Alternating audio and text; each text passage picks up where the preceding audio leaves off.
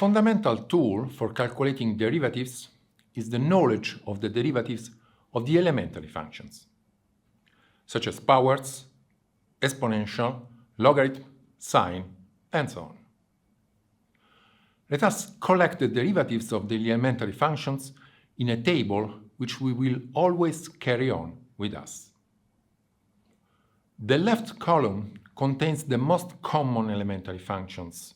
The right column contains the corresponding derivatives. We have constant functions, powers, exponential and logarithmic functions, then trigonometric functions, the hyperbolic ones, and the inverse trigonometric ones. Each formula is valid for all values of x for which both function f and f prime are well defined. So, for example, this line expresses the fact that the function sine of x is differentiable for all values of x and its derivative is cosine of x. While this one reads like this. The natural logarithm function is differentiable at every strictly positive x and its derivative is 1 over x. The line dedicated to the power deserves particular attention. Given any exponent r, it retards the derivative of the function x to the r. Here, the exponent r is any real number. The formula is therefore valid for integer powers, but also for rational and irrational exponents. Obviously, for a given r, its validity is restricted to the values of x in which both x to the r and x to the r minus 1 are well defined. Let's delve deeper into this point with some examples. Let's consider these two functions, and let us see how to use the power rule to compute their derivatives. The function 1 over x squared can be written as x to the power of minus 2. Hence, r is equal to minus 2 and r minus 1 is equal to minus 3.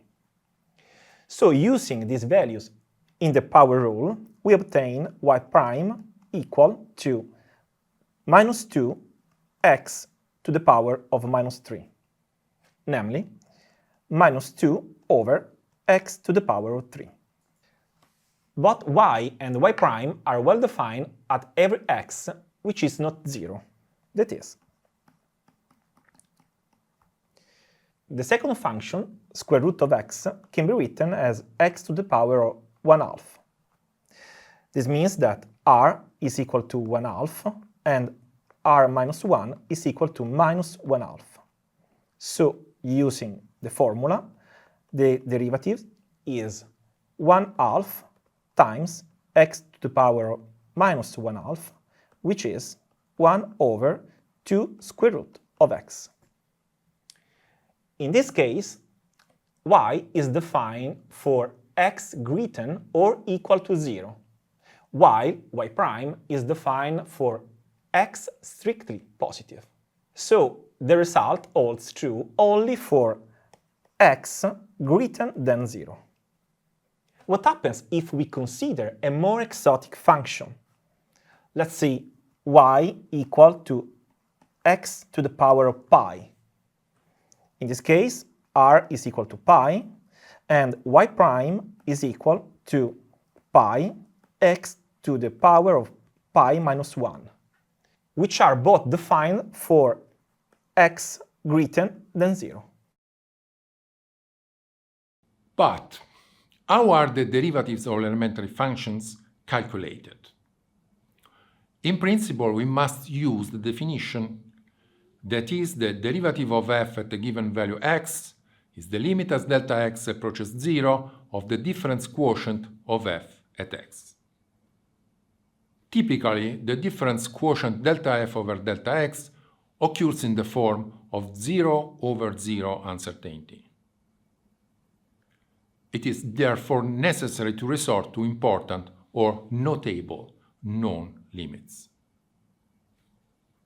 For example, consider the exponential function. Having arbitrarily fixed a real value x, we choose a non-zero increment delta x equal to h, and we calculate the corresponding change in f, which is exponential of x plus h minus exponential of x. Therefore, the difference quotient of f is this expression. Let's remember that exponential of x plus h is exponential of x times exponential of h. Therefore, collecting e to the x, we obtain this product.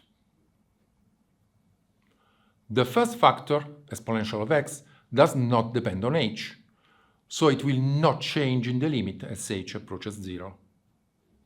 While the second factor leads to uncertainty form of type 0 over 0. Luckily enough, this is one of the most well-known important limits which can be shown to derive directly from the definition of the number e. The limit as h approaches 0 of exponential of h minus 1 over h is 1.